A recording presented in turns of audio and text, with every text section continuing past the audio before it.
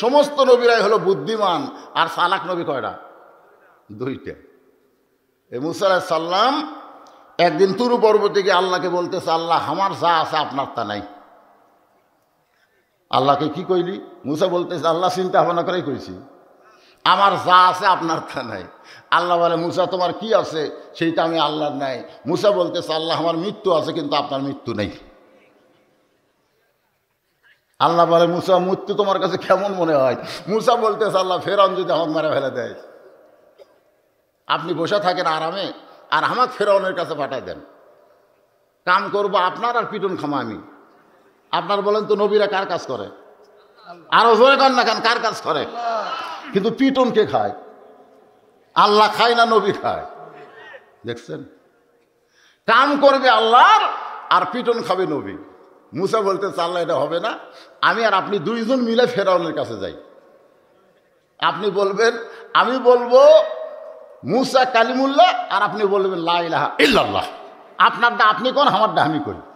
চলেন দুইজন মিলাই ফেরাউনের কাছে যাই। পিটন দিবার গেলে আপনাকে দেখা দিয়ে আমি সরে যাবো, আর পিটন খাবার মন চায় না আল্লাহ।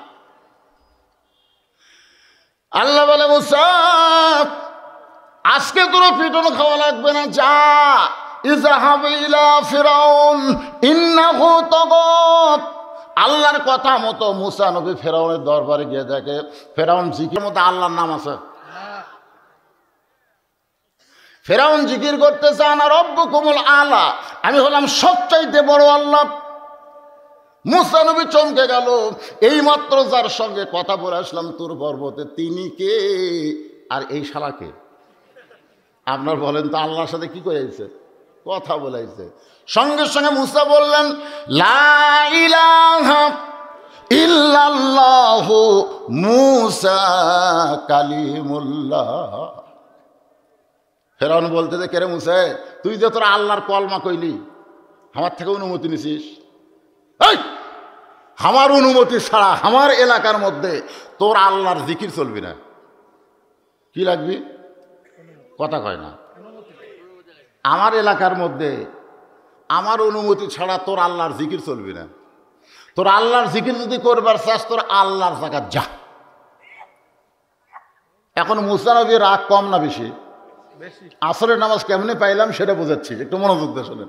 মুসা বলতেছে ফেরাউন, তোর জায়গা কতটুকু, আমার জায়গা কতটুকু মাপে দে। জায়গার মাপ আছে না নাই? তোর জায়গা কতটুকু, আল্লাহর জায়গা কতটুকু, আমার এই মাপে দে। আপনাদের গ্রামে আল্লাহর জায়গা কতটুকু? আপনাদের কানায় কান ধরে আল্লাহর জায়গা নাই? মসজিদ যদি 2 হাত একটু বেড়ে যায়, তখন আমার জায়গার মধ্যে আছে, কয় কি কয় না? ধরে কেন দাদা দিয়ে গেছে মসজিদের জায়গা, নাতির সময় দাম বেড়ে গেছে। আগে আসছিল 1 লাখ টাকা শতক, এখন হচ্ছে 1 কোটি টাকা শতক। বগুড়া শহরে এখন নাতিরা ওই দাদার দেওয়া মসজিদের জায়গা দখল করতেছে। তো মসজিদ কমিটি আমিন নিয়ে গেছে, কেন মসজিদের 8 শতক জায়গা বের করতো। তখন আমিন এই লাল কালি দিয়ে আল্লাহর আর বান্দার এই দুটো মাপতেছে। তো মাপে বলতেছে, কয়েকবার মাপার পরে আল্লাহর 7.5 শতক পাওয়া গেল। আল্লাহর কয় শতক? 8 শতকের মধ্যে 1/2 শতক শেষ। আল্লাহর পাশে 7.5 শতক। আল্লাহর কতটুকু? 7.5।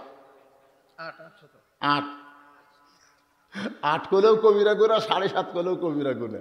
গোটা পৃথিবী হলো আল্লাহর। কথা কর না, কয়েকবার মাপে আল্লাহর পাওয়া গেল 7.5।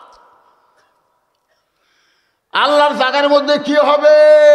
বলে আওয়ামী লীগ বিএনপি জাতীয় পার্টি একদল হবে, আর বান্দার জায়গার মধ্যে আসলে বহু দল। আল্লাহর জায়গার মধ্যে কয় দল? যারা নামাজ পড়ে, জামাত করে, বিএনপি করে, জাতীয় পার্টি করে, আওয়ামী লীগ করে, কয় কাতার হয়? তাহলে চিন্তা করেন, আল্লাহর জায়গার একটা ক্ষমতা আছে না নাই? আল্লাহর জায়গার মধ্যে যায় যদি আওয়ামী লীগ কয় আমরা এখন ক্ষমতাতে আছি, আমরা সামনে কাতার যাবো, পারবি? জাতীয় পার্টি যদি কয় আমরা কোনো মতে বিরোধী দল, আমরা 2 নম্বর। বিএনপি কয় বাইরে আমাকে করো, তা আমরা 3 নম্বরে। জামাত বলতেছে আমরা যুদ্ধ অপরাধী ভাই, 4 নম্বরেই থাকি। এইরকম কোনোদিন দেখছেন? বরং দেখবেন খেয়াল করে জামাত ইসলামের মুয়াজ্জিন আজান দেয়, জামাতের আলেম ইমাম হইয়া নামাজ পড়ায়, আওয়ামী লীগ তার পিছনে একতে দেয় তুই বেহাল ইমাম কয়ে দাঁড়ায়। ধরে কথা কর না কেন? বেড়া যা করিস কর, আল্লাহর এরিয়ার মধ্যে আসলে কোনো রাজনীতি চলবি না। তা আমরা খালি 7.5 শতক আল্লাহ দিলাম কেন? 7.5 শতক যেমন আল্লাহরে দিলাম, গোটা বাংলাদেশ তেমন আল্লাহকে যদি দিবার পারতাম, মসজিদে এমন সবাই এক কাতার হতো, বাহিরেও তারা এক কাতার থাকতো। জোরে কোন কথা ঠিক কিনা? আল্লাহ কোরআনে বলেছেন, ওয়াতাসিমু বিহাবলিল্লাহি জামিআন ওয়া লা তাফাররাকু। জামাতে নামাজ আদায় করলে এই জিনিসটা হয়ে যায়, ধনীর কাছে গরিব, গরিবের কাছে ধনী, কালোর কাছে ফর্সা, ফর্সার কাছে কালো, তেলতেলা পায়ের কাছে ফাটা পা, ঠোকা লাগলেও কাতার ছাড়া যাবে না। শীতের মধ্যে ফাটা পা বোঝেন আপনারা, বিলেটের মতন ধার। এখন নবীর হাদিস হলো গোড়ালির সঙ্গে গোড়ালি মিল কর। এখন তেল তেলার কাছে ফাটা যায় মিল করতেছে, হঠাৎ একটা হাসর লাগে। কোনোদিন কইছে কি জন্যে কয়নি ভাই রে? এমন একটা জায়গার মধ্যে যাচ্ছি ভাই, যেখানে আমার কোনো পাওয়ারই নেই। সুবহানাল্লাহ খান। মুসা বলতে ফেরাউন জায়গা মাপা দে, তোর কতটুকু আল্লাহর কতটুকু। ফেরাউন বলতেছে আমার রাজত্বের মধ্যে তোর আল্লাহর জিকির চলবে না।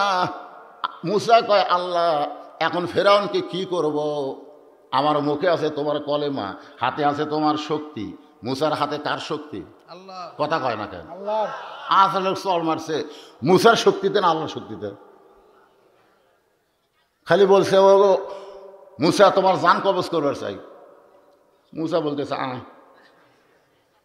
আজরাইল যখন মুসার দিকে যাচ্ছে, মুসা হট কানেকশন আল্লাহর সাথে। আল্লাহ আমি এত তোমার জলিল কদর পয়গম্বর, আর আমারে সালাম না দিয়ে জান কবজ করবার চাই, আমি একটু শিক্ষা দিবার চাই। আল্লাহ কয় তুই আজরাইলের দিকে তাকাতো, বিশাল পা আছে মাথা নাই, এই তুই তার কি সাইজ করবি? মুসা বলতে গেলে আমার কাছে আসুক না কেন? যেই কাছে আইসে বিসমিল্লাহ কয়ে মারছে চল। কি কয়ে বিসমিল্লাহ বলে কার নামে?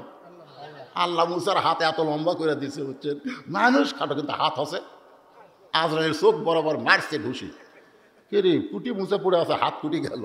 আসলে কিনা মুসার হাত না আল্লাহর হাত? চোখের মনি উল্টে গেছে। আপনার জান যখন কবজ করবে আসবে না, তখন দেখবেন আজরাইলের এক চোখ উল্টে। এই চটটা মারছে মুসা। জোরে কোন সুবহানাল্লাহ। তাহলে মুসা নবীর পাওয়ার আছে না নাই? আল্লাহ বলে মুসা পাওয়ার দেখাস না, বরং দৌড়া। আল্লাহর হুকুমে মুসা নবী দৌড়ায়, ফেরাউন ঘাবড়ায়। এক সময় মুসা নবী নীল সাগরের কাছে গিয়ে বলতেছে আল্লাহ আর তো দৌড়ানোর জায়গা না। আল্লাহ বলে এই পর্যন্তই দৌড়া, এখন হেঁটে হেঁটে চলে যা। মুসা বলতেছে আল্লাহ কেমনে যাব? সামনে সাগর। নাসরুম মিনাল্লাহি ওয়া ফাতুহুন কারীব ওয়াবাশশিরিল মুমিনিন। আল্লাহ সাগরকে রাস্তা বানায় দিয়েছে 12 লাইন। ধরে এখন কয় লাইন? আপনাকে রাস্তাটা কয় লাইন? 4 লাইন। আর আল্লাহ সাগরের মধ্যে বানাইছে 12 লাইন। ওই 12 লাইন রাস্তার মধ্যে মুসা নবী তার সঙ্গীদের নিয়ে এক নিয়তে 4 রাকাত নামাজ আদায় করে। ওই 4 রাকাত নামাজ আল্লাহর এতই ভালো লাগছে, আল্লাহ নামাজটা যত্ন করে রাইখা দিয়েছে। লাইলাতুল মিরাজে নবীকে বলে ইয়া রাসূলুল্লাহ আপনার উম্মতেরা এই আসরের 4 রাকাত নামাজ যদি জামাতের সঙ্গে আদায় করে, সাগরের ভিতরে মুসা নবী নামাজ পড়ে যে সওয়াব পাইছে, আমি আল্লাহ সেই সওয়াব তো আপনার উম্মতের আমল নামায় দিয়া দিব। কয় ওয়াক্ত হলো? জোরে কোন কয় ওয়াক্ত? ফজর পড়লে আদম নবীর সমপরিমাণ, জোহর পড়লে ইব্রাহিম নবীর সমপরিমাণ, আসর পড়লে মুসা নবীর সমপরিমাণ। এখন সমস্ত সাহাবীরা বলে ইয়া রাসূলুল্লাহ মাগরিবের নামাজ পড়লে আমাদের কি হবে? রাসূল বলে সাহাবীরা রে, যেই কোরআন আল্লাহ আমার উপর নাজিল করেছে এই কোরআনের মধ্যে একজন নবী আছে, নবীর নাম হলো ইয়াকুব নবী। জোরে কোন কি নবী? আমার সঙ্গে একটু গুনগুন করে গান গাওয়া লাগবে। ইয়াকুব নবী, সবাই বলেন ইয়াকুব নবী বাস করিতেন কেনানে, সবার চাইতে ভালোবাসতেন ইউসুফকে। আমার মায়েরা যারা বসে আছে পর্দার অন্তরালে, ওরা ভাবছে যে হুজুর আমাকে ওয়াজ করবে না। এই মাগরিবের নামাজটা খেয়াল করেন। ইয়াকুব নবীকে আল্লাহ তাআলা 12টা সন্তান দিছিল। জোরে কোন কয়টা? ইয়াকুব নবী একদিন নির্জনে বসে আল্লাহকে বলতেছে, আল্লাহ আমার 2টা সন্তান এত ভালো, আর এই 10টা এত খারাপ হলো কেন? 10টা কি আর 2টা তখন আল্লাহকে, ইয়াকুব তুমি বিয়ে করছো কয়টা? ইয়াকুব বলে, আল্লাহ আমি 2 বিয়ে করছি। তোমার যে বউ ভালো সে বউয়ের পেট থেকে ইউসুফ আর বনিয়ামিন ভালো হচ্ছে, আর তোমার যে বউ খারাপ ওই খারাপ বউয়ের পেট থেকে যে 10টা মাল বার আছে এই 10টাই খারাপ। এখন আমরা সন্তান যদি ভালো চাই তাহলে কি ভালো লাগবে? বউ হলি তো মা হবি রে, আগেই মা হন আগে বউ। খুব খেয়াল করে শুনতে হবে। আর মায়েরা যারা পর্দার অন্তরে আছেন, রমজান মাসে ছেলে এসে আমার বলে, হুজুর 11 মাস আমার খিদা কম, রোজার মাসে এত খিদা কেন? খালি খিদা। আমি বললাম, তোর 11 মাস খিদা লাগে না, রোজার মাসে খিদা বেশি। এটা জানবে গেলে তোর মায়ের কাছে যাওয়া লাগবে। বলে, হুজুর মা কেমনি জানবে? খালি যাই বল, তোর মা কি মেসা আছে? হ্যাঁ। তো মায়ের কাছে বলতেছে, মা 11 মাস আমার খিদা কম, রোজার মাসে এত খিদা কেন? তখন মা বলতেছে, তোর দাদি এই সর্বনাশ করছে। রমজান মাস শেষে তোর দাদি আমারে বলতেছে, বৌমা খবরদার রোজা রাখবো না, তুমি রোজা রাখলে পেটেরটা শুকা যাবে। খালি তুই কি তাজা খাওয়ার জন্যে রোজার মাসও আমি খাইছি রে। এই জন্যে পেটের মধ্য থেকে তোর খাওয়ার অভ্যাস আছে, তুই বেড়ে আসার না খেয়ে থাকা পারবি। এই জন্য একজন নেপোলিয়ান বলেছে, ভালো একটা সন্তান যদি চাও ভালো একটা মায়ের দরকার। আজকে অধিকাংশ সন্তান খারাপ হওয়ার পিছনে কারণ হলো আমাদের মাগুলো খারাপ। জোরে কোন কথা ঠিক কিনা? মাগুলো খারাপ। আজকে যে ঘরে নামাজের ওয়াজ ভালো লাগতেছে না, মানে নামাজই সালারা পড়ে না। নামাজ যারা পড়বে না জীবনে নামাজের ওয়াজ এদের ভালো লাগবে না। যারা সুদ খায়, সুদের বিরুদ্ধে ওয়াজ করলে তার কলিজার মধ্যে পাও দেওয়া হয়। জোরে কোন কথা ঠিক কিনা? যারা ঘুষ খায়, ঘুষের বিরুদ্ধে ওয়াজ করলে ওদের মনে হয় মাথাতে আগুন ধরে। এখন বক্তা ওয়াজ করবি কোনটা? মসজিদে গিয়ে জুমার দিনে বলতেছে যে সুদের 1 টাকা খায়, মায়ের সঙ্গে 42 বার জিনা করার গুনাহ হয়। কিসের? ইমাম কয়, কে রে? আমি সুদের বিরুদ্ধে ওয়াজ করি, কেশের গলার মধ্যে পোকা ঢুকলো নাকি? আবার যেই শুরু করছে কেশের, নামাজ শেষ করে বলতেছি, ইমাম সাহেব মাস পুরো হচ্ছে, বলছে এখনো 10 দিন বাকি, গোটা মাসের বেতন লাগা। ইমাম কয়, চাচা আমার দোষ কি? বলে, আমার বিরুদ্ধে ওয়াজ করিস তার মানে? আমি একটু সুদ খাই, সুদের বিরুদ্ধে বললে আমার বিরুদ্ধে যায়। ইমাম সাহেব বললে, চাচা আপনি যদি সুদ খান এ কথা আগে জানলে আমি সুদের বিরুদ্ধে কোনো তো ওয়াজ করতাম না। কিসের? বলতে 500 বাড়া দিলাম যা। আজকে মসজিদের মধ্যে ইমাম সাহেব আল্লাহর কোরআন নবীর বিধান মতন কথা বলতে পারতেছে না। কেশিয়ারের অত্যাচারে, সভাপতির অত্যাচারে, সেক্রেটারির অত্যাচারে। জোরে কোন কথা ঠিক কিনা ভাই? খুঁজলে দেখেন এই লোকগুলাই মসজিদ কমিটির বেশি জায়গা পায়।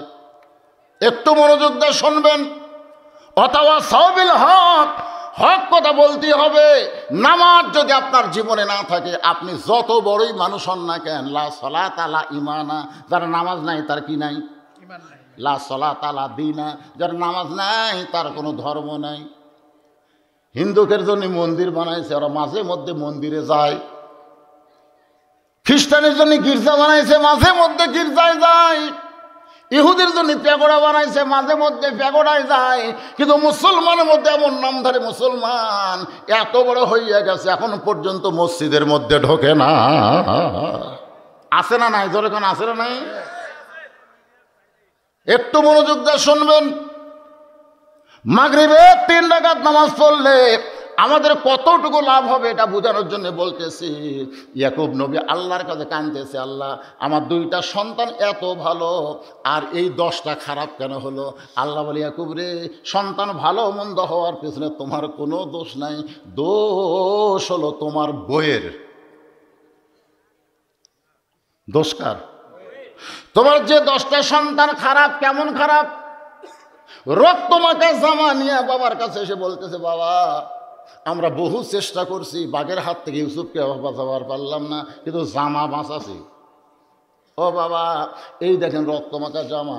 ইয়াকুব নবী চিন্তায় পড়ে গেল, বাঘ যদি আমার ইউসুফকে ধরে তাহলে আগে জামা খাম হবে, আগে কি খাম হবে? কথা কন না কেন? বাঘকে পাঞ্জাবি খুলে তারপর খাঁচা, তাহলে আগে জামা ছিঁড়বে। ইয়াকুব নবী তাকায় দেখে জামার কোনো জায়গায় সেনা নাই, ছুটে নাই, গোটা জামা রক্ত দিয়া মাখা। ইয়াকুব নবী বুঝবার পারলেন এই 10 জন আমার ইউসুফের উপর ষড়যন্ত্র করতেছে।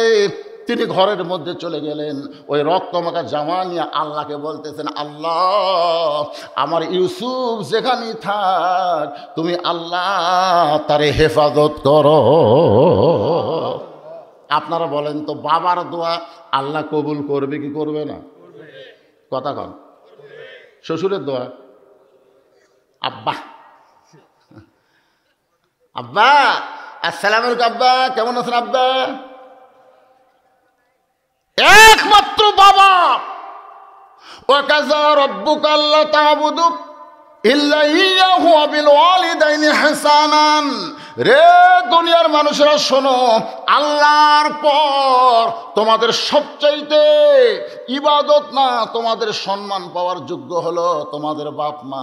বাপ মার মনে যদি কষ্ট দিয়ে তুমি 5 ওয়াক্ত নামাজ পড়ো, তুমি রোজা করো, তুমি হজ করো, তুমি যাকাত দাও, বাবার মনে যদি উহু শব্দ উচ্চারণ হয়, তোমার একটা ইবাদত আল্লাহর দরবারে কবুল হবে না।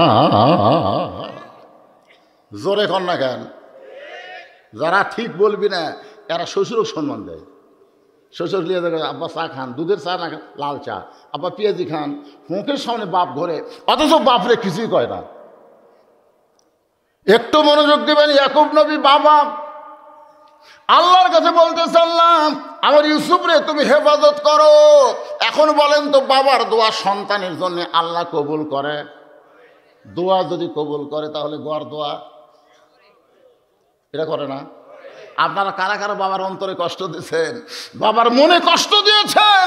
এই সন্তানগুলো যদি এখানে থাকেন আর বাবা যদি মারা যায়, আপনি যতই চেষ্টা করেন আপনি জান্নাতের ঢপ দেখতে পারবেন, কিন্তু ভিতরে ঢুকতে পারবেন না।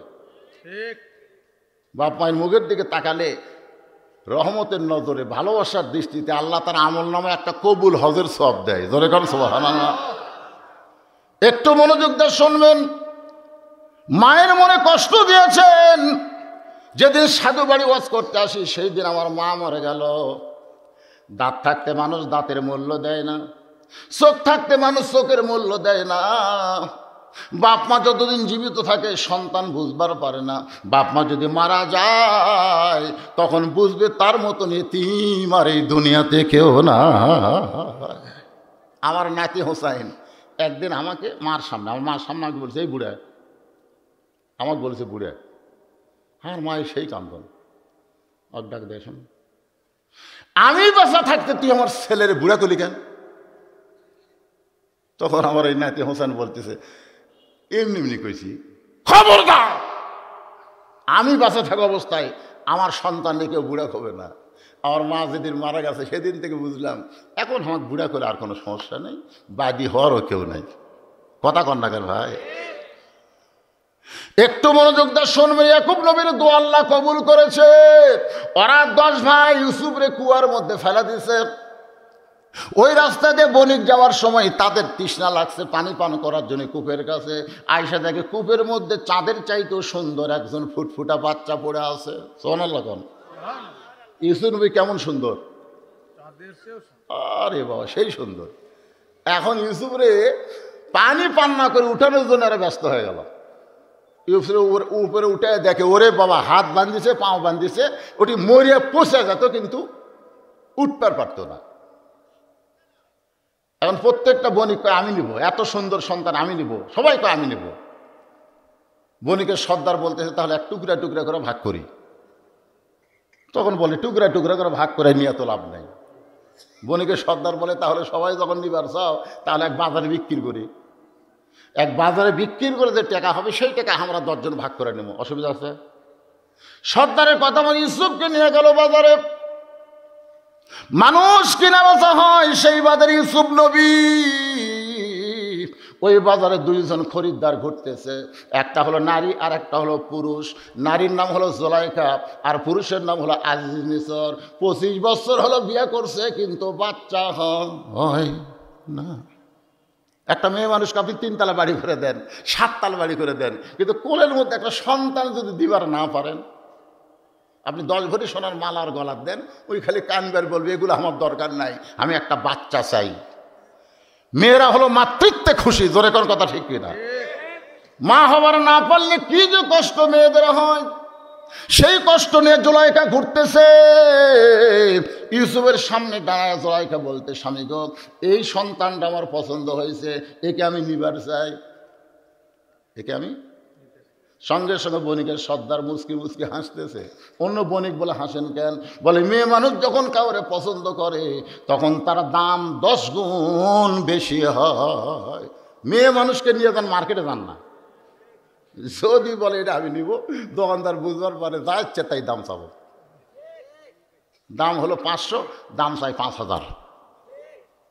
তখন মেয়ে লেখা, এই 5000 টাকা হয়। তখন বলে, আপা। যদি আপা ডাকে আর ভাবি ডাকে তাহলে বুঝছেন মরছেন, আর যদি চাচি বা খালা ডাকে তাহলে বুঝবেন কিছু ছাড় পাবেন। যদি বলে, আপা ঠিক আছে আপনি 500 কম দেন, 500 দেবো না, আমি 1000 কম দেবো, 4000 এক পয়সা বেশি দিয়ে পারবো না। স্বামী খেলো মোট কামড়ায় কয়, 500 টাকা দাম রে। বউ কয়, এই জন্যই তো তোমাকে আমি পাঠাই না, তুমি আলে 5000 টাকা লাগতো, আমার কারণে 1000 টাকা কমিয়েছে। দোকানদার কয়, 3500 টাকা আমার লাভ আছে, 3500। মরদ মানুষ, আপনি বউ নিয়ে মার্কেটে যান, আপনার শরম করে না?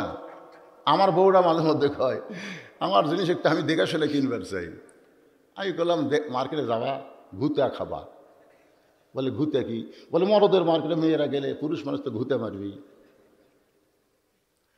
এখন নারীদের মার্কেটে যাওয়ার পরিবেশ নাই, কিন্তু যেদিন পর্দার আইন চালু হবে, বাংলাদেশে মেয়েরা মার্কেট করতে পারবে। মেয়েদের জন্য মেয়েরাই দোকানদার, মেয়েরাই কর্মচারী, মেয়েরাই খরিদ্দার। জোরে কোন কথা ঠিক কিনা? অকরনা ফি বুয়ুতিকুন্না ওয়ালা তাবাররাজনা তাবাররুজাল জাহিলিয়াতিল উলা। বণিকের সর্দার বলতেছে, 1 লক্ষ স্বর্ণ মুদ্রা। আজিজ মিসর কয়, ইয়ার কি বড় মিয়া, এই এর দাম কোনোদিন এত হয়? জুলাইখা বলতেছে, তোমার কোনো শক্তি নাই, পাওয়ার নাই। ইন্ডিয়ান হারবাল তো এখন বাংলাদেশ তখন নাই। তুমি একটা সন্তান দিবার পারলা না, একটা কিনিবার চাই, 1 লক্ষ টাকা চাইছে বলে কি হয়েছে, তোমার কি টাকা নাই? এখন আজিজ মিসর বইয়ের পাল্লাই পড়ে ইউসুফকে 1 লক্ষ স্বর্ণ মুদ্রাতে কিনে জুলাইখার কোলে তুলে দিছে। জুলাইখা লালন পালন করতেছে। সুবহানাল্লাহ কোন? আদর সোহাগদের জুলাইখা ইউসুফরে লালন পালন করতে করতে এক সময় ইউসুফ সাবালক, একটা বালক সাবালক না হওয়া পর্যন্ত একজন পরপুরুষের কাছে ঘুম পাড়া জায়েজ নেই। আমার কথাকে বুঝলেন? একটা বালক সাবালক না হওয়া পর্যন্ত একটা পরপুরুষের কাছে ঘুম পাড়া, কথা জোরে কয় না রে, শয়তান হয়তো বলবে মিন শারিল ওয়াসওয়াসিল খান্নাস। আর মুখত হাত দিয়ে দেখবি মেয়া না মরদ বোঝা যাচ্ছে না। আসলে না বালক কি বোঝা যাবে? দাড়ি নাই, মুছ নাই, তেল ফেলা মুখ। এই জন্যেই একটা পরপুরুষের কাছে একটা না বালক ঘুম পাড়া যাবে না। রাতের অন্ধকারে ওরে বালিকা মনে করে কাম সারবার পারে। ধরে কেন কথা কর না কেন? ইসলাম কত সুন্দর।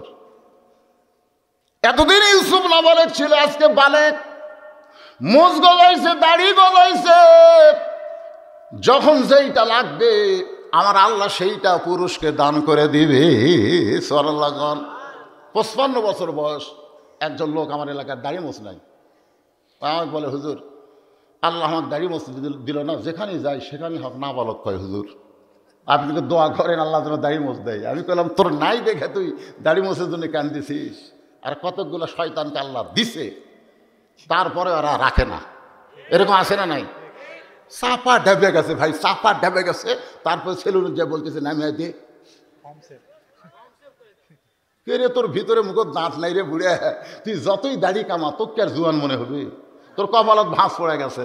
জোরে কোন কথা ঠিক কিনা? পুরুষ মানুষ আর মেয়ে মানুষ আমার এক মেয়ে বলে, হুজুর আমার স্বামী খুবই সুন্দর, আমার স্বামীকে নিয়ে যখন বাইরে যায় প্রত্যেকটা মেয়ে মানুষ আমার স্বামীর দিকে তাকায়, আমার খুবই খারাপ লাগে। আমার স্বামীর দিকে কোন মেয়ে মানুষ তাকাবে, এটা আমার পছন্দ হয় না। এই বিপদ থেকে বাঁচার জন্য হুজুর দোয়া পড়েন। আমি বললাম, কোনো দোয়া নাই, তোমার স্বামীকে চাচা বানান লাগবে। আমার কয়, হুজুর কোন কি, স্বামীরে কোনদিন চাচা বানান যায়? আরে চাচা বানাবার করছি, আমি চাচা বলবার করছি। চাচা বানাবার গেলে তুমি যেভাবেই হোক তোমার স্বামীর মুখে দাড়ি রাখার ব্যবস্থা করো। ও স্বামীর হাত পাও ধরে দাড়ি রাখার ব্যবস্থা করছে, এখন দাড়ি 4 আঙ্গুল হয়ে গেছে। বউ স্বামী নিয়ে ঘরে, একটা মেয়ে মানুষ তাকায় না। যারা আগে তাকাচ্ছিল তারা সালাম দেখায়, চাচা কেমন আছেন। যখন বলবে চাচা, শয়তান মাঝখান থেকে তখন পালায়া যায়। তাহলে পুরুষ মানুষের দাড়ি রাখার দরকার আছে না নাই? এখন আছে না নাই? ইউসুফ নবীর দাড়ি গজাইছে, মুজ গজাইছে। এমন সময় জুলাইখার কলিজার মধ্যে মিন শাররিল ওয়াসওয়াসিল খান্নাস, শয়তান এসে বলতেছে, জুলাইখা তোর আজিজ মিসর বুড়া হয়ে গেছে, কি তোর তাজা যুবক রে জুলাইখা। জুলাইখা বলে, আমার সন্তান হয়, তুই কেন খারাপ নজরে তাকাবার বলিস রে? মন বলতেছে, কোন পক্ষের সন্তান? এই তোর এটা কোন পক্ষের সন্তান? এই জন্য পালক পুত্র, মা যদি মারা যায় আর ছেলে যদি পালক হয়, তাহলে মায়ের লাশ স্পর্শ করা হারাম। কথা কন না কেন? পালক পুত্রের বউকে বিয়ে করছে আমাকে নবী। বইয়ের নাম কি? আগে পালক পুত্র জায়েদের বউ ছিল। জায়েদ মাঝে মধ্যে নবীকে বলতো, বাবা কেমন আছেন? নবী বলতে, এই বেটা আমার কাছে আয়। তো এটা দেখে আল্লাহর খুব খারাপ লাগলো, কে রে, নবীর বেটাগুলো আমি ছোট বসিত মারে দিছি। আর এই সময় একটা জুয়ান বেটা নবীকে আব্বা করে কয়, নবীর খুবই খারাপ আল্লাহর খুব খারাপ লাগলো। যার কারণে আল্লাহ বললো, আল্লাহ জায়েদ বউ ছেড়ে দিছে, ওই বউ বিয়ে করেন। নবী বলতে, আমার বেটা, কিসের বেটা? পালক কোনোদিন বেটা হয় না। পালক পুত্র মা যদি মারা যায় তার খাটনিও ধরবার পারবি না, যতই মা করে খুব। আমার কথাকে বুঝতে পারলেন? পালক পুত্র ইসলাম সমর্থন করে না বলে জায়েদের বিবি জয়নাবকে আল্লাহ নবী বিবাহ করলেন আল্লাহর ইচ্ছায়। দুনিয়ার মানুষকে আল্লাহ জানাই দিলেন, পালক পুত্র না, জন্ম দেওয়াই হলো শুধুমাত্র পুত্র। জোরে কোন কথা ঠিক না? এটা তোর কোন পক্ষের সন্তান? আমার তো সন্তান না। তাহলে এখন চান্স লে মিন শাররিল ওয়াসওয়াসিল খান্নাস, ভিতরে শয়তান কিন্তু মারাত্মক শয়তান। আপনি যখন ওযু করে মসজিদের মধ্যে ঢুকবেন, তখন ইবলিস শয়তান দরজার কান্দে, আরে এত চেষ্টা করলাম রে, এক নামাজ থেকে বাইরে রাখতে পারলাম না। ভিতরে শয়তান বলে, আব্বা কান্দেন কেন? ভিতরে যে শয়তান আছে তার নাম হলো খান্নাস। খান্নাস হলো ইবলিসের বেটার নাম। খান্নাস কীভাবে ভিতরে গেল? বিশাল একটা লম্বা ওয়াজ, আমি সে ওয়াজ আজকে করবো না, যেটা বলতেই শোনেন। তার বেটা বলতেছে, আব্বা কান্দেন কেন? বলে, এত চেষ্টা করলাম রে, তারপরে মসজিদের মধ্যে ঢুকলো রে। খান্নাস বলতেছে, কান্দা লাগবে না, এই মসজিদের মধ্যে ঢুকলে কি হবে?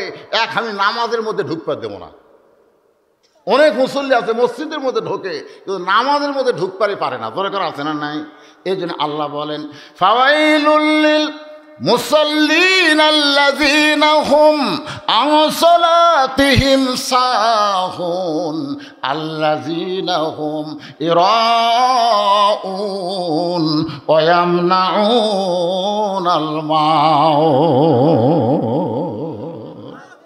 আপনারা কি বিরক্ত হচ্ছেন? আপনারা নামাজের মধ্যে ঢুকবার পারতেছেন? যদি নামাজের মধ্যে ঢোকেন, ইন্নাস সালাতা তানহা আনিল ফাহশাই ওয়াল মুনকার, কোনো কিছুই লাগবে না। একমাত্র নামাজই পারে মানুষকে যাবতীয় খারাপি থেকে বাঁচাই দিতে। যাবতীয় খারাপি যদি বাঁচতে চায়, তাহলে নামাজের মধ্যে ঢোকা লাগবে। কিন্তু শয়তান ঢুকবার দেয় না। এই শয়তান কোন শয়তান? কি ওয়াজ শুনতেছেন? এই শয়তানের নাম কি? আরো জোরে বলেন। শাররিল ওয়াসওয়াসিল খান্নাস।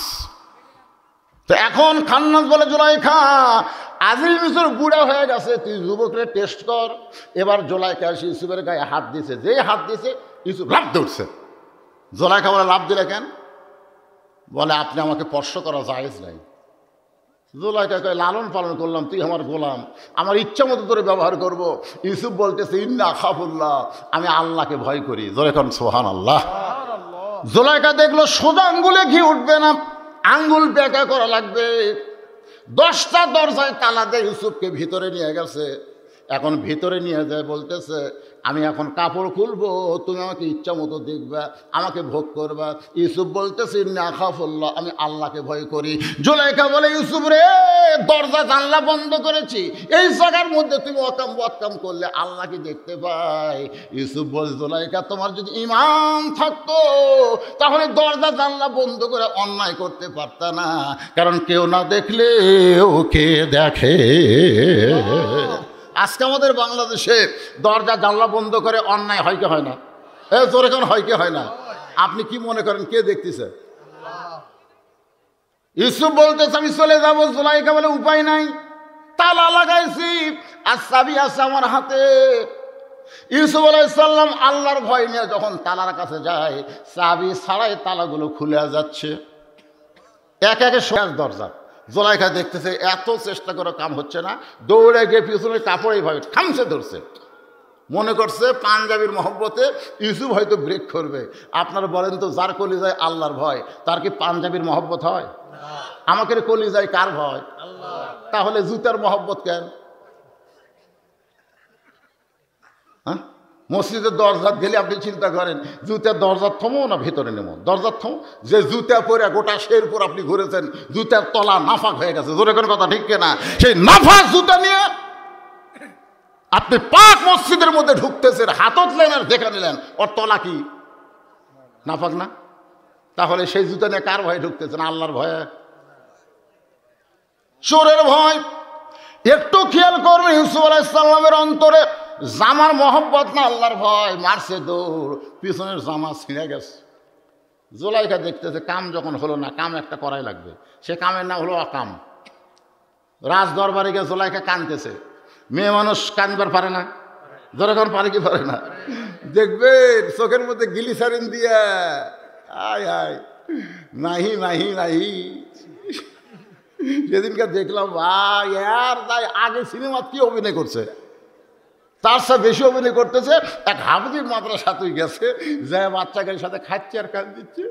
এতিমগুলো কত কষ্ট আছে, চাপার জুতের বাড়ি তুই ভোটার ডাল সাথে গেছে কান দিচ্ছে। কিন্তু আপনি দেখেন ফেসবুক, গোটা ফেসবুকে একটা মরদ প্রার্থী কানবার পারতেছে না, মেয়েরা কেন হঠাৎ হঠাৎ কানতেছে। ধরে কোন কথা,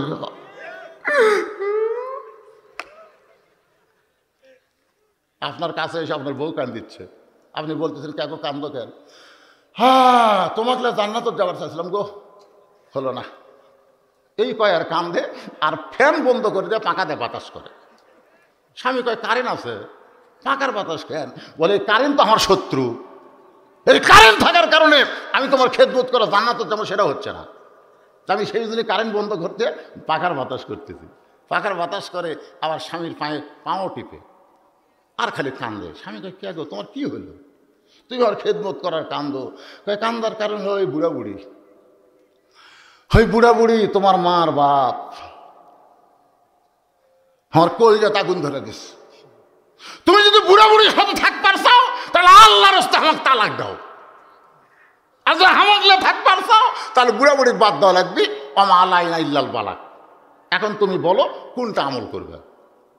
স্বামী এখন চিন্তা করতেছে, তুই অভিনয় করতেছ, হ্যাঁ তোর লাগাল বউ রাস্তার ঘুরতে ধরে, এই মরদ মানুষ তুই ছাড়া দিলে সকালে বিকালে বিয়ে করো, মরে গেলে তো সবাই বলিবার ভাগ্য ভালো রে, জোয়ান বয়সে বউ মরছে। ধরে কোন কথা ঠিক, আর একটা টেস্ট করা হবে।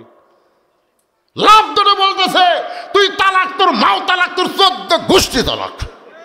দরকার বউ ছাড়া দিব, এক মুহূর্তের জন্য বাপ মায়ের বিরুদ্ধে কথা শুনবো না। তোর কথা কন না, কথা কন না। অভিনয়, কত অভিনয় শিখছে এরা। জুলাইখা রাজ দরবারে গিয়ে সেই কান্না। রাজ দরবারের বিচারক গুলো বলে, ওগো প্রধানমন্ত্রীর বিবি জুলাইখা, আপনি এমন করে কান্দেন কেন? জুলাইখা বলতে যে বহু কষ্টে আমার ইজ্জত বাঁচাইছি, বহু কষ্টে, বহু কষ্টে আমার ইজ্জত বাঁচাইছি। ইসু আমাকে অ্যাটেন্ড টু ধর্ষণ, মানে ধর্ষণ করবারই চাইছিল, কিন্তু বহু কষ্টে আমার ইজ্জত বাঁচাইছি। আমি ওই ধর্ষকের বিরুদ্ধে বিচার চাই। সমস্ত বিচারক বলে জুলাইখা কোনো টেনশন করবেন না, বিচার হবে কোনো তদন্ত না করে। পরদিন সকালবেলা ইউসুফকে নিয়ে আসে রাজ দরবারের বিশাল আঙ্গিনায়। হাজার হাজার মানুষ দেখ পারাইছে, সবাই চিন্তা করতেছে যাই মা হয়ে লালন পালন করলো, সেই মাকে যে বদমাইশ ধর্ষণ করবার চায়, ওর চেহারা খালি একবার যায় দেখবো। এই দেখার নিয়তে সবাই এসে দেখে পূর্ণিমার চাঁদের চাইতে সুন্দর একজন যুবক আসামির কাঠগড়ায় দাঁড়িয়ে আছে। সবাই বলতেছি এত সুন্দর একজন সুপুরুষ, ওই বুড়ি ধর্ষণ করবি? ওর ঢপ নাই, চেহারা নাই, কি কান, মাথায় টুপি, কপালত নামাজের করা, মুকুট দাড়ি, জুব্বা পরে, হায় হায় কত বছর কোরআনে তাফসীর করলো, এই মানুষ আবার ধর্ষক, এই মানুষ আবার নারী নির্যাতন, এই মানুষ আবার বাড়ি ঘর পুড়ে দেয়। কি কন, একবার চেহারা দেখলে কি কথা কন না কেন ভাই? সমস্ত লোক ইউসুফের দিকে তাকায় বলতেছে এত সুন্দর একজন মানুষ, এই মানুষটা কোনোদিন ধর্ষক হতে পারে না, কিন্তু কি করবে? বিচারপতি বলতেছে রে ইউসুফ, এত বড় নিমক হারাম তুমি কেন হইলা? যে তোমাকে মা হয়ে সন্তানের মতন লালন পালন করছে, সেই মারে তুমি ধর্ষণ করবার গেলে, তুমি এত বড় নিমক হারাম কেন? এমন সময় ইউসুফ নবী কাঁদতেছে। ইউসুফ নবী কি কাঁদতেছে? বাজানকে একটু মনোযোগ দিয়ে শুনবেন। গানটা হলো দয়ালের গান, কিন্তু গানটার মধ্যে খুব সুন্দর কথা আছে। গিয়াছিলাম ভবের বাজারে,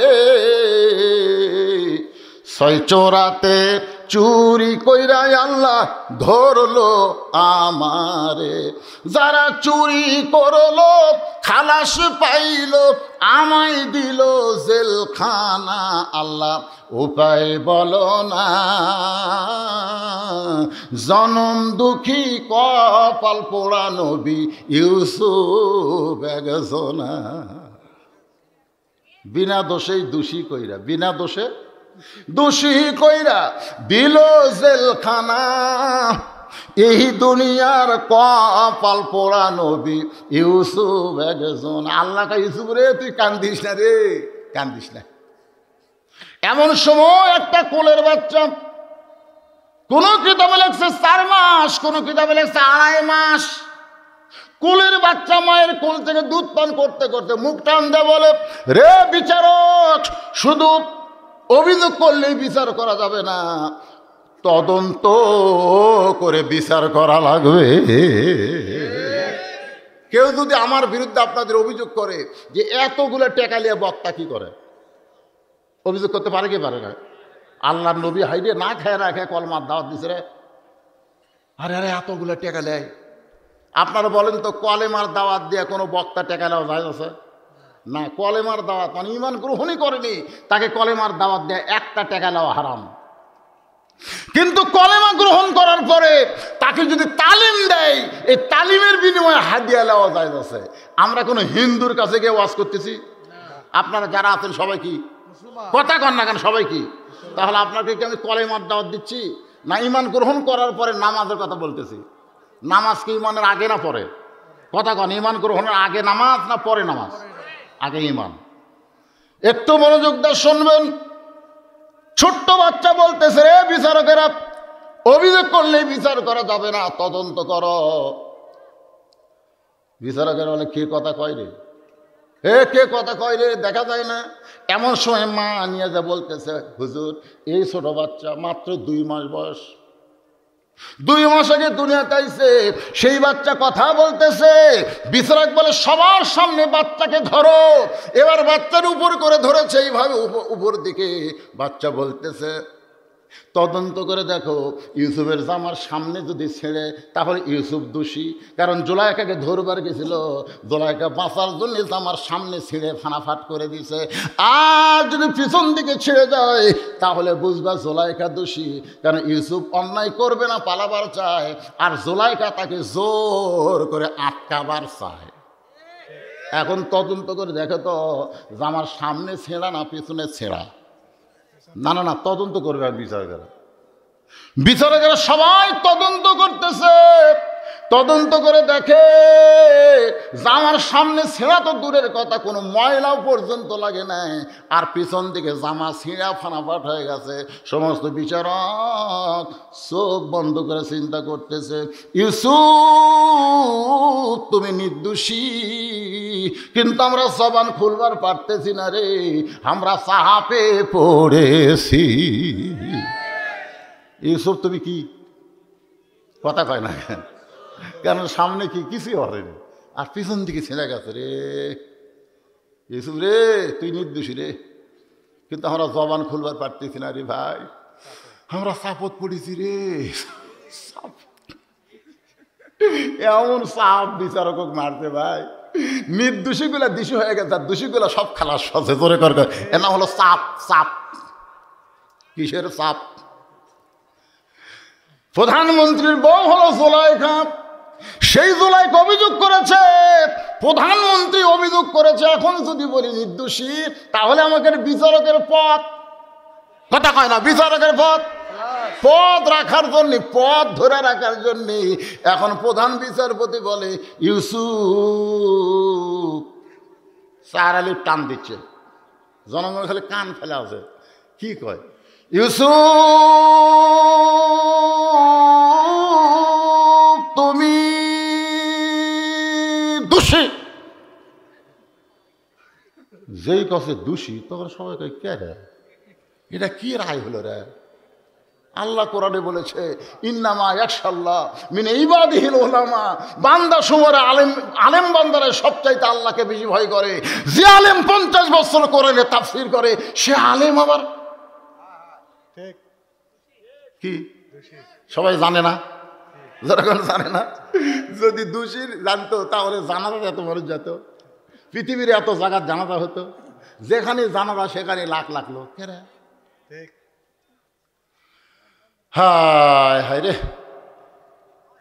মিথ্যা দোষে দোষী হয় ইউসুফ জেলখানা। ইউসুফ কান্দে, আল্লাহ কয় কান্দিস না, বিনা দোষে যারা জেলখানায় রাখবে তার সম্মান দিন দিন বেড়ে যাবে। ঈশ্বর শেখদার জেলখানাতে রাখছিল, ওর সম্মান বাড়িছে না কমিছে? কথা কয় না, কারণ দোষী। আর আমির হামজা আপনাকে শেরপুর আমাকে বাদ দেয়, আমার কাছে আসে কয় হুজুর আমির হামজার ডেট লাগবে, ভিতরে আসলে সেটাই ভালো রে, বাইরে আমাকে খাওয়া মনে হয় বন্ধ হল।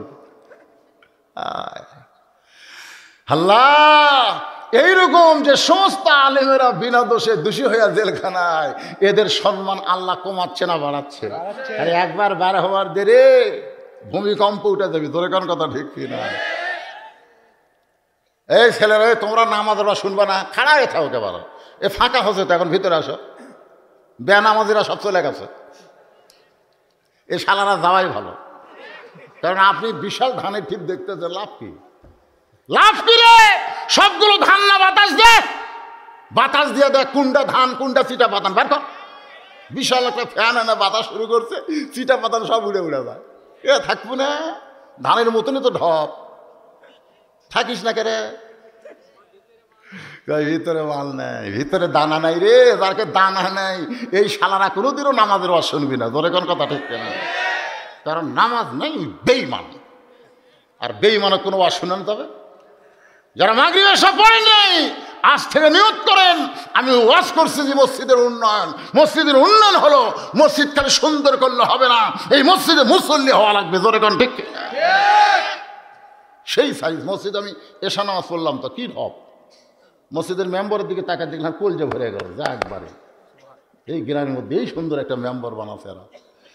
আল্লাহ, মসজিদ যেমন সুন্দর, এই গ্রামের প্রত্যেকটা পুরুষকে তেমন সুন্দর মুসল্লি হিসাবে কবুল করো। জোরে কোন আমিন, জোরে বল আল্লাহুম্মা আমিন। আল্লাহর বান্দার একটু মনোযোগ দেন। মাগরিবের 3 রাকাত নামাজ আমরা কেমনে পাইলাম এটা বলতেছি। এই বলার মধ্যে পুরুষ এবং নারী দুইজনের ওয়াজ চলতেছে। ধরে কোন কথা ঠিক কিনা? জুলাইখা কি নারী, ইউসুফ কি? এখন বাংলাদেশে পুরুষ নির্যাতনের আইন নেই, নারী নির্যাতনের আছে। আপনি সত্যি করে বলেন, আপনারা যারা আমার সামনে বসে আছেন, যারা বিয়ে করছেন তাদেরকে আমি বলতেছি, আপনি ভালো আছেন না নির্যাতনের মধ্যে আছেন? হায় রে, সুন্দর করে ডাকতেছি, রোকেয়া, কথা কয় না। কে গো লক্ষ্মীটি, রোকেয়া খাতুন, কথা কয় না। তৃতীয়বার যখন ডাকছি, কে গো কি হলো, কথা কি, এমন ভাবে চিল্লা উঠছে, মরদ মানুষ ভয় এক গিলাস পানি খাচ্ছে, তোর কথা ঠিক কিনা? কাহিলে বাহিরে প্রধানমন্ত্রী নারীরা রে, প্রত্যেকটা বাড়িতে একটা করে প্রধানমন্ত্রী হচ্ছে, তোর এখন ঠিক কিনা ভাই? আমার মায়েরা যারা পর্দার অন্তরালে মনে কষ্ট নিয়েন না, ইউসুফ নবী এই জেলখানা থেকে মুক্ত হলেন খাদ্যমন্ত্রী, এক সময় প্রধানমন্ত্রী, এমন সময় ওই 10 ভাই, জোরে বলেন কয় ভাই? ওই 10 ভাই ইউসুফের সামনে দাঁড়ায় বলে, যাহব না, বড় কষ্টে আপনার কাছে আইছি। ইউসুফ বলতেছে, তোমরা কে গো? তোমাকে তো খুব ভালো দেখতে লাগতেছে, খুবই সুন্দর লাগছে, তোমরা কে গো?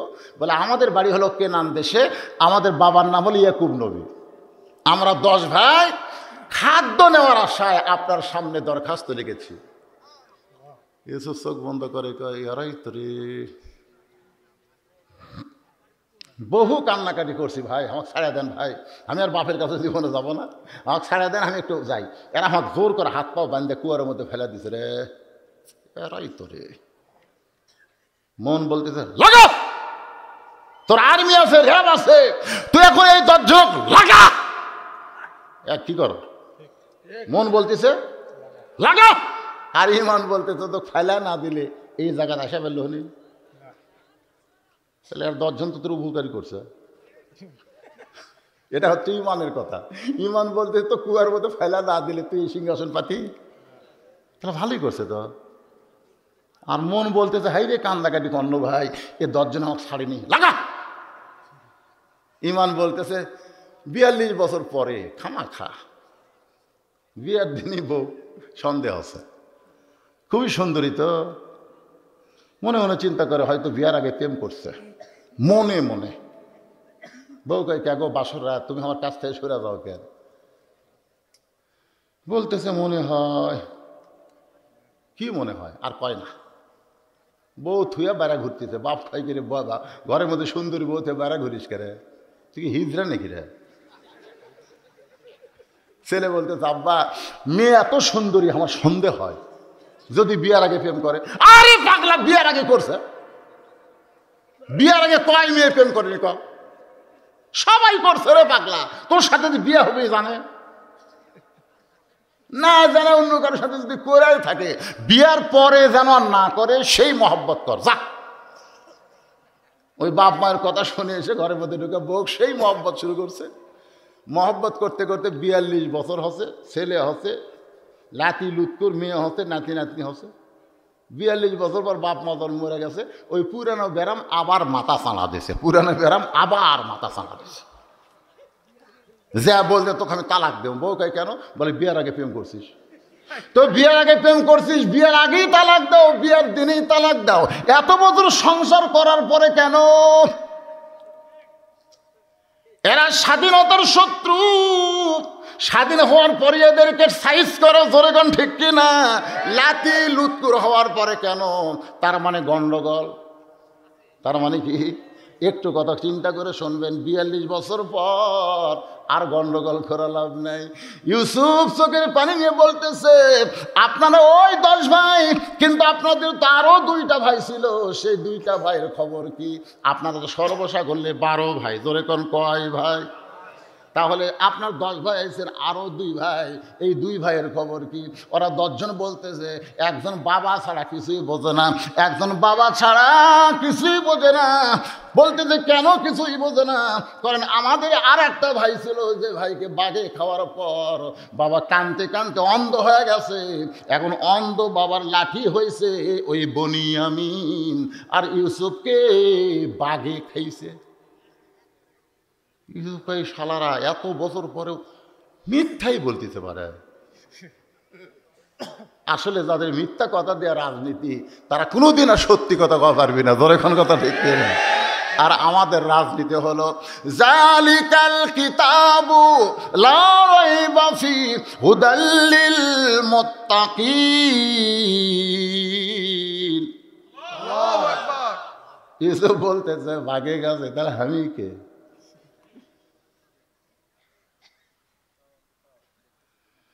আমি কে? ওরা 10 জন কয় আপনি? আরে আমি ইউসুফ রে, হাতটা বান্ধা কুয়ার মধ্যে ফেলে দিল, মনে নাই? ওরা 10 জনকে আমরা যাই, যাওয়ার দরকার নাই, তোরা যা, আমি তাই না, যা তোদেরকে মাফ করে দিলাম। বহু ঘটনা, মাগরিবের 3 রাকাত নামাজ কেমনে পাইলাম, এটা বলার জন্য আমি তড়ি ঘড়ি করে আপনাদের সামনে বলতে যে ভাই, ইউসুফ নবীর সঙ্গে ইয়াকুব নবীর মিলন হবে। ইন্নামা আমওয়ালুকুম আওলাদুকুম ফিতনা। আল্লাহ কোরআনে বলেছেন তোমাদের সম্পদ আর সন্তান হলো তোমাদের বিপদের কারণ। এত বছর পরে ইউসুফ ইয়াকুব নবীর দিকে আসতেছে, ইয়াকুব নবী 2খানা হাত বাড়ায় দিছে।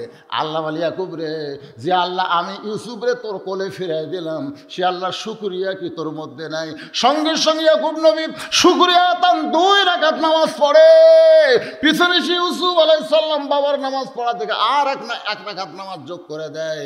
এই সর্বসাকুল্যে 3 রাকাত নামাজ যদি কেউ আদায় করে, আল্লাহ বলে হাবিব গো, এই 3 রাকাত মাগরিবের নামাজ যদি কেউ আদায় করে, ইয়াকুব ইউসুফের সম পরিমাণ সওয়াব আমি আল্লাহ তাকে দান করে দিব। বাকি থাকলো কয় ওয়াক্ত? ঈসা আলাইহিস সালামকে কিন্তু আল্লাহ মারেনি, ঈসা আলাইহিস সালামকে কিন্তু আল্লাহ মারে নাই।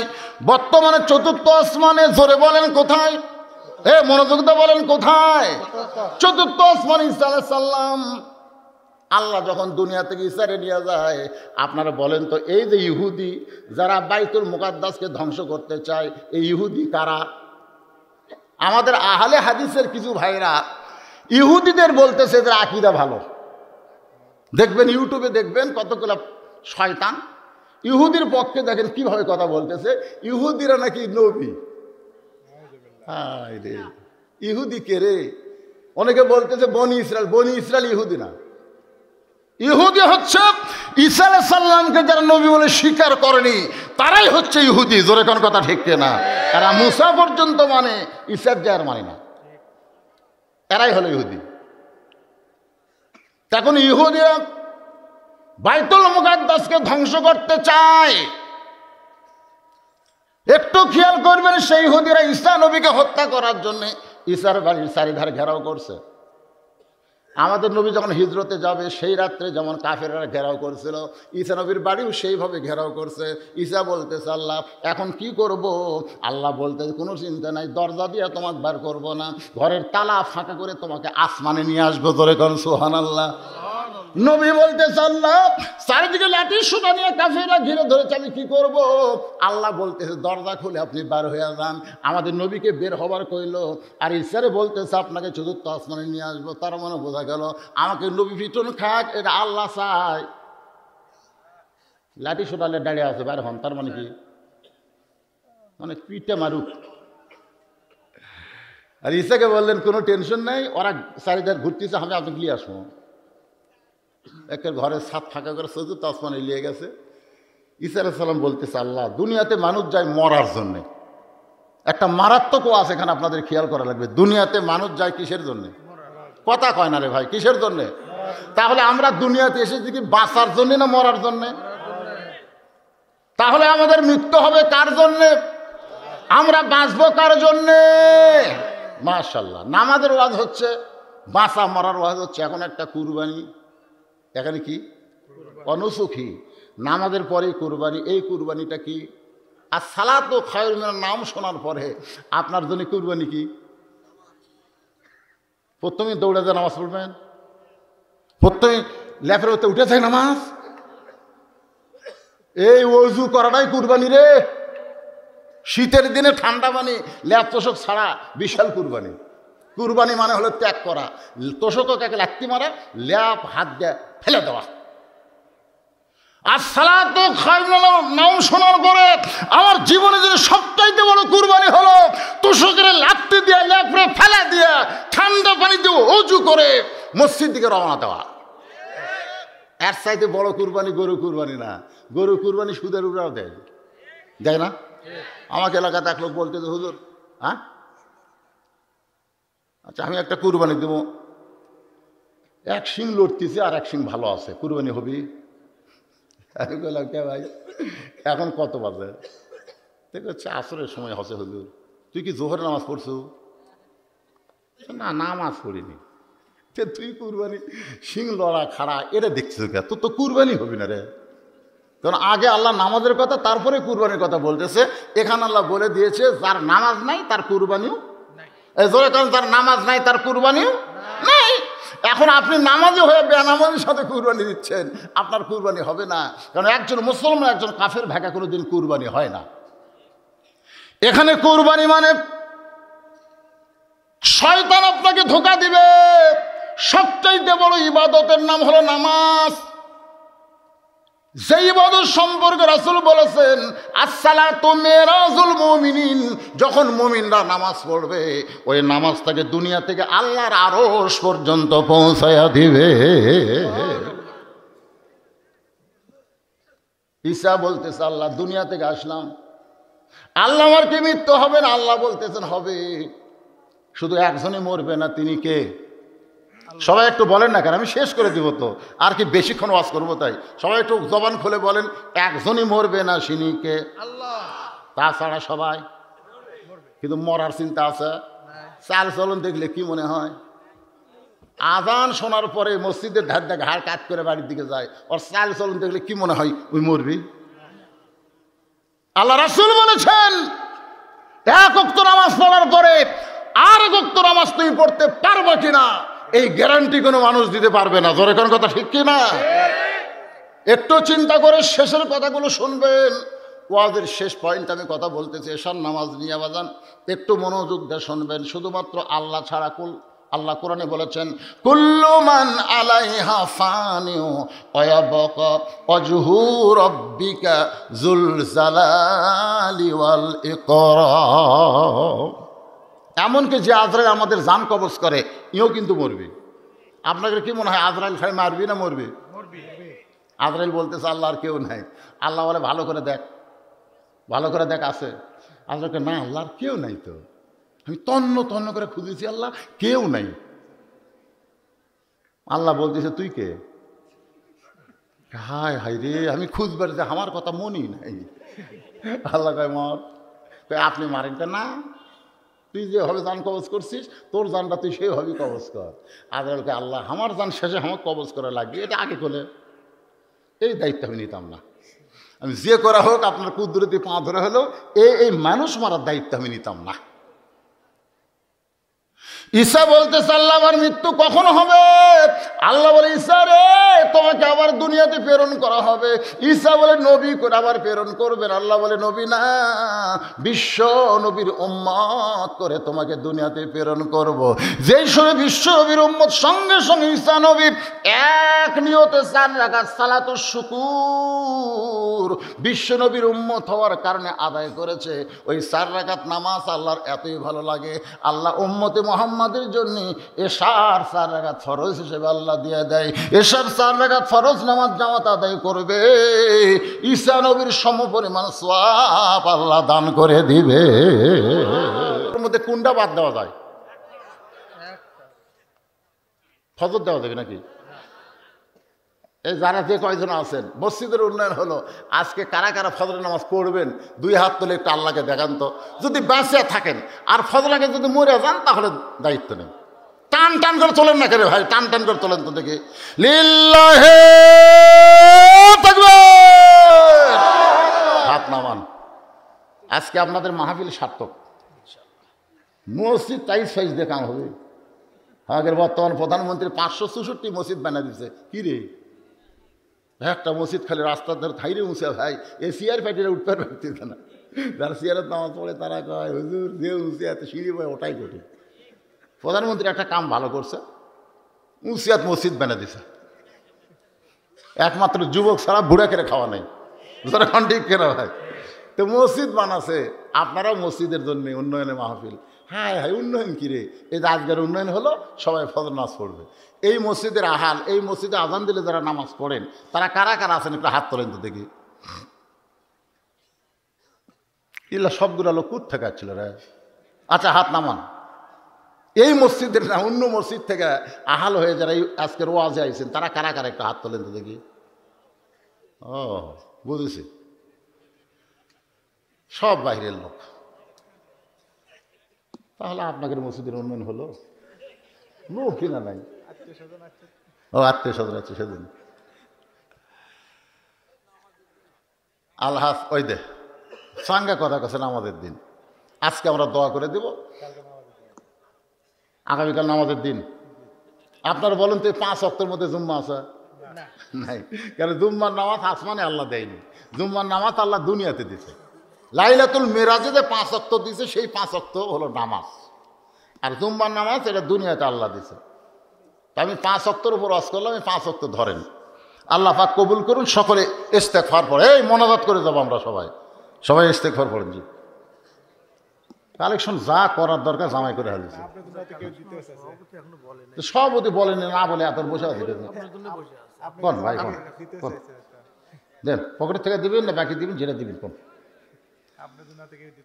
মানে আমি জানি এমনি তো টপ টপ করে আসার পর থেকে আমি দেখতেছি টপ টপ করে পড়তেছে, জোরে কোন কথা ঠিক করে।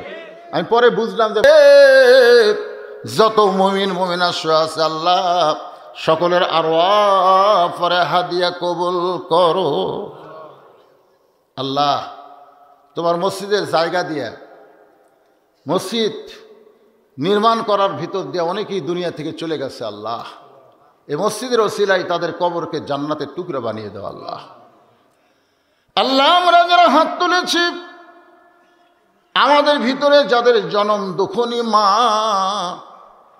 এই দুনিয়া থেকে চিরদিনের জন্য বিদায় নিয়েছে আল্লাহ, আমি সহ যাদের মা কবরে গেছে মেহেরবানি করে মায়ের কবর জান্নাতের টুকরা বানায় দাও। বাবার বাড়িঘর সবই আছে, কিন্তু যাদের বাবা আজকে অন্ধকার কবরে এতিম হয়ে গেছে আল্লাহ মেহেরবানি করে বাবার কবরকে জান্নাতের টুকরা বানায় দাও। আলহাস মোকাল্লেম হোসেন আমারে বারবার বলেছে হুজুর আমার বাপ মার জন্য দোয়া করবেন। আল্লাহ তার বাপ মার কবর জান্নাতের টুকরা বানায় দাও, মসজিদের পাশেই তাদের কবর। আল্লাহ তার সন্তানকে কোরআনের হাফেজ আলেম কবুল করো, মসজিদের সভাপতি, মসজিদের সহসভাপতি, মসজিদের কেশিয়ার, মসজিদের সেক্রেটারি, মসজিদের সদস্য, আজকে ভিতরে বাহিরে যারা দান করলো, মাহফিলে দান করলো, মাহফিলের বাহিরে আল্লাহ যারা দান করেছে আল্লাহ সকলের দানগুলোকে কেবলমাত্র জান্নাতের জন্য কবুল করো। আমার মা বোনেরা পর্দার অন্তরালে বসে বসে শুনেছে আল্লাহ আবেদা সালিহা পর্দা নিজে কবুল করে মা ফাতেমার চরিত্র দান করো। আমি অসুস্থ, আমার মতো যারা অসুস্থ মানুষ আজকের মাহফিলে হাত তুলেছে আল্লাহ সুস্থতার নিয়ামত তাদেরকে দান করে দাও। ফিলিস্তিনের মুসলমানকে আল্লাহ তুমি হেফাজত করো আল্লাহ, ফিলিস্তিনের মুসলমানকে তুমি হেফাজত করো আল্লাহ। আল্লাহ আগামী 7 তারিখে নির্বাচন হবে, আজকের মাহফিলের সম্মানিত প্রধান অতিথি তিনি মাহফিলের ব্যাপারে যদিও আসতে পারেন নাই কর্মব্যস্ততার কারণে, কিন্তু সর্বাত্মক চেষ্টা করেছে আলহাজ মুজিবুর রহমান মজনুকে আল্লাহ তুমি তার গলায় সম্মানের মালা পরায় দিও আল্লাহ। আল্লাহ মেহেরবানি করে যেমন নেতৃত্ব দিলে আল্লাহ জনগণ উপকার পাবে তেমন নেতৃত্ব তাকে দেওয়ার তৌফিক দিয়ে দাও আল্লাহ। আল্লাহ আমরা যারা হাত তুলেছি কে কোন নিয়তে হাত তুলেছি আল্লাহ সকলের নেক নিয়ত নিয়ে আসলে তুমি কবুল করো। অশান্তির আগুন থেকে বাংলাদেশকে তুমি হেফাজত করো। বাংলাদেশের সামনের দিকে কালো মেঘ দেখা যাচ্ছে, না জানি ঝড় হয় না জানি বৃষ্টি হয় আল্লাহ। আমরা গরিব দেশ আল্লাহ, আমরা সকলে মিলেমিশে মহব্বতে যেন বসবাস করতে পারি সেই তৌফিক আল্লাহ আমাদেরকে দান করে দাও আল্লাহ। আয় আল্লাহ তাআলা কত মানুষের জানাজার নামাজ আমরা পড়েছি, এই 2 হাত দিয়ে কত কবরে আমরা মাটি দিয়েছি। একদিন আমরা সবাই মরে যাব, যেদিন আমাদের মৃত্যু হবে দিনটা যেন জুমার দিন হয়, মাসটা যেন রমজান মাস হয়। ইমানের সাথে ইজ্জতের সাথে দুনিয়া থেকে বিদায় নেওয়ার কালে আমাদের জবানে তুমি জারি করে দিও লা ইলাহা ইল্লাল্লাহু মুহাম্মাদুর রাসূলুল্লাহ সাল্লাল্লাহু আলাইহি ওয়াসাল্লাম।